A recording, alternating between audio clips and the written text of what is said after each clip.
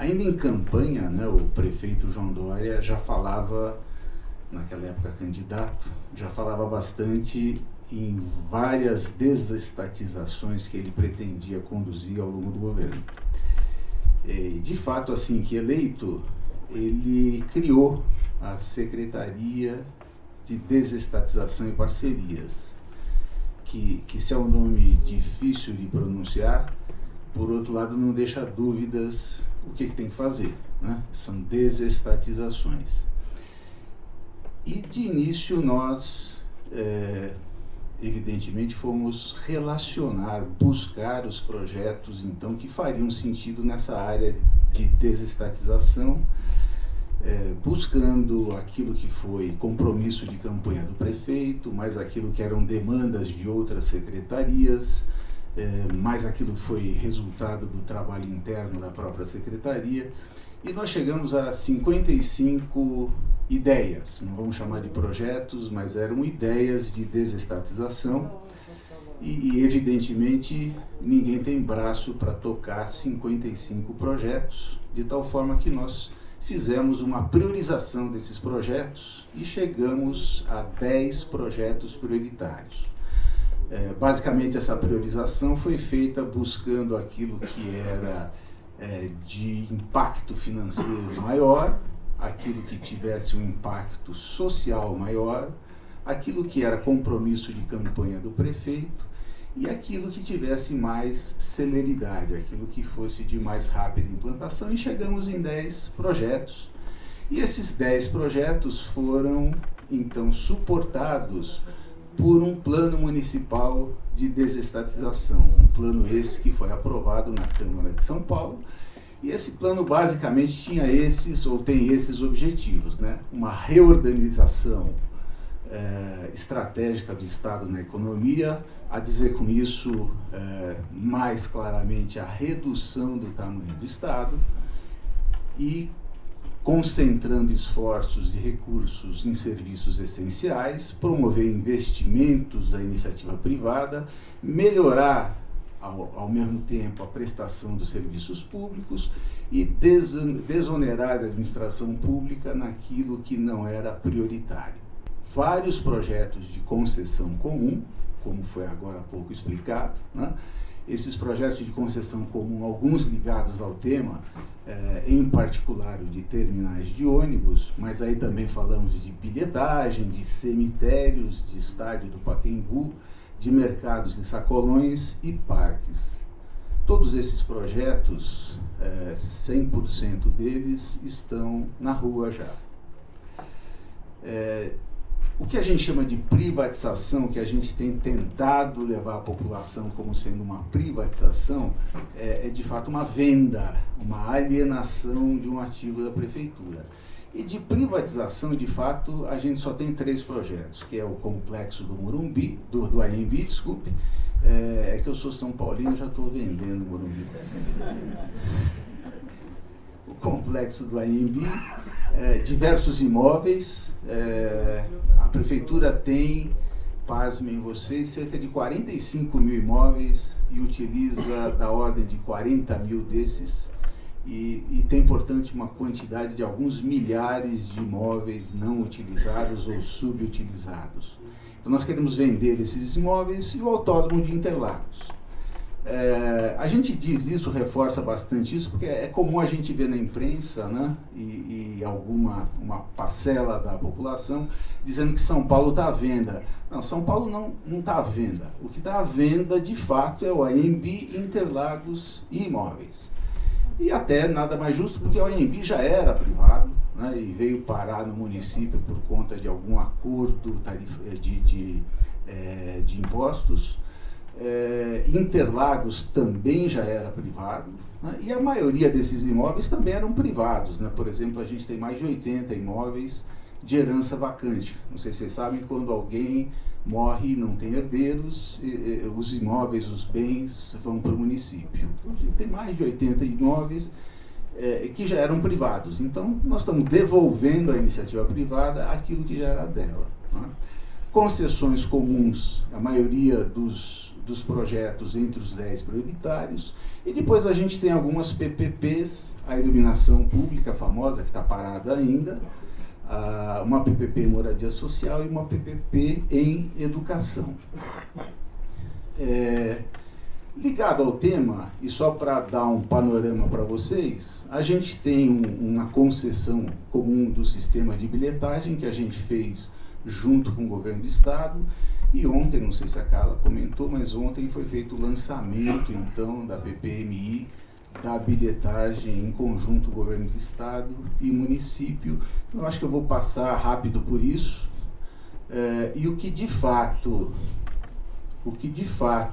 eu acho que tem bastante aderência ao tema e que já foi bastante comentado pelo que eu pude ver da última apresentação, são os terminais, e da penúltima também. São Paulo tem 27 terminais de ônibus, por onde passam 836 mil passageiros por dia, embarcam 836 mil passageiros por dia, com área de mais de 400 mil metros quadrados e que geram um prejuízo para o município de 142 milhões de reais por ano.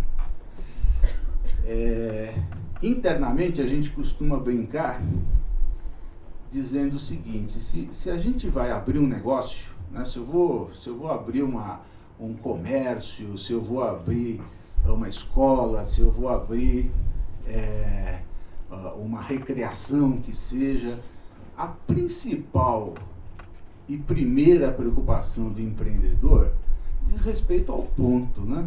Ele quer saber aonde ele vai colocar aquele negócio dele, né? Se lá tem movimento, se lá tem estacionamento fácil, se lá tem gente com capacidade de consumo.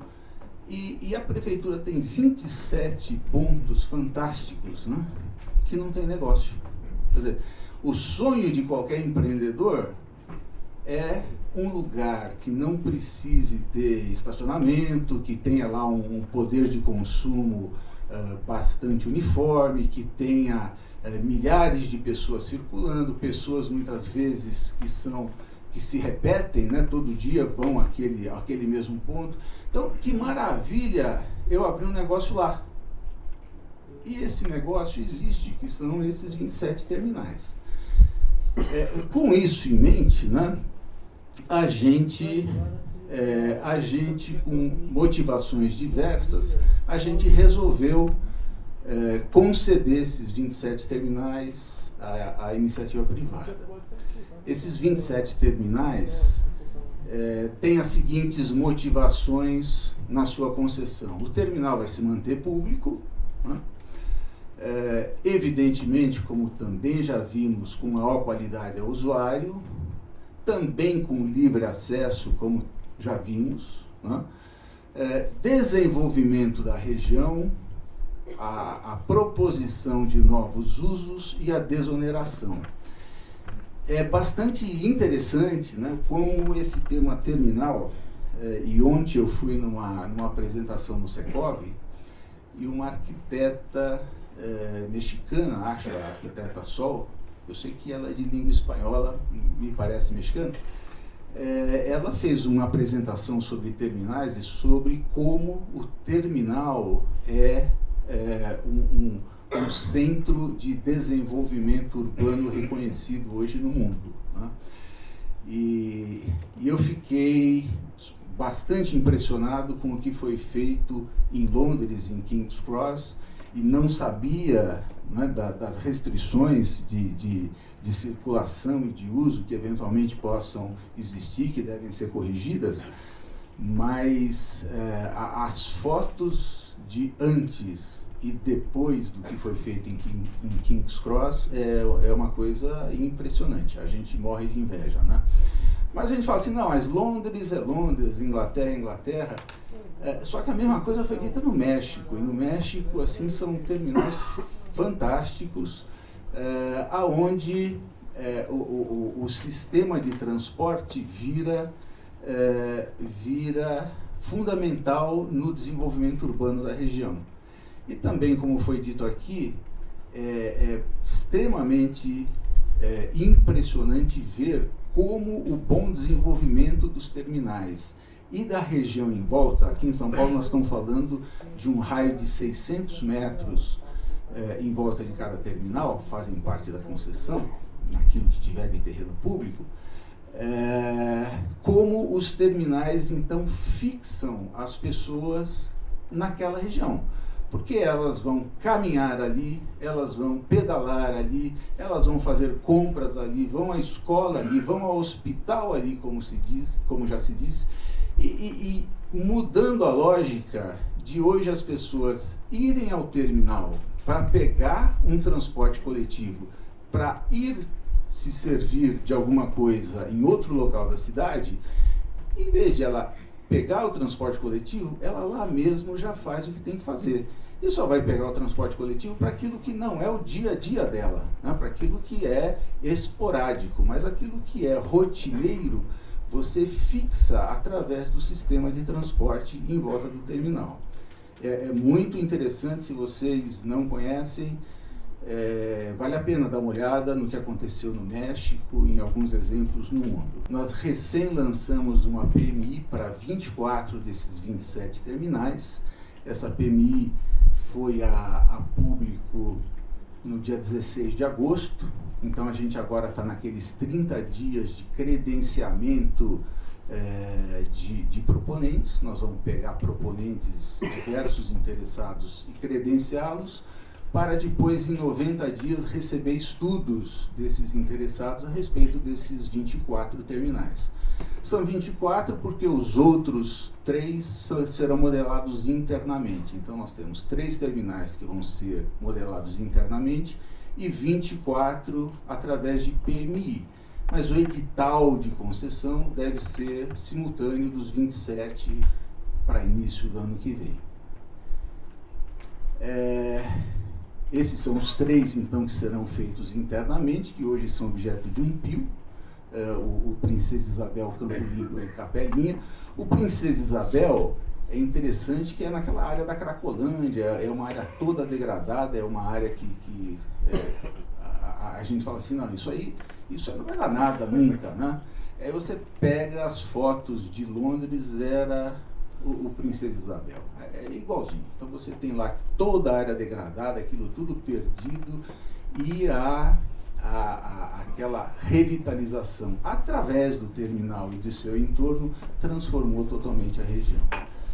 Era isso que eu tinha para dizer. Agradeço a atenção e estou à disposição para eventuais dúvidas. Muito obrigado.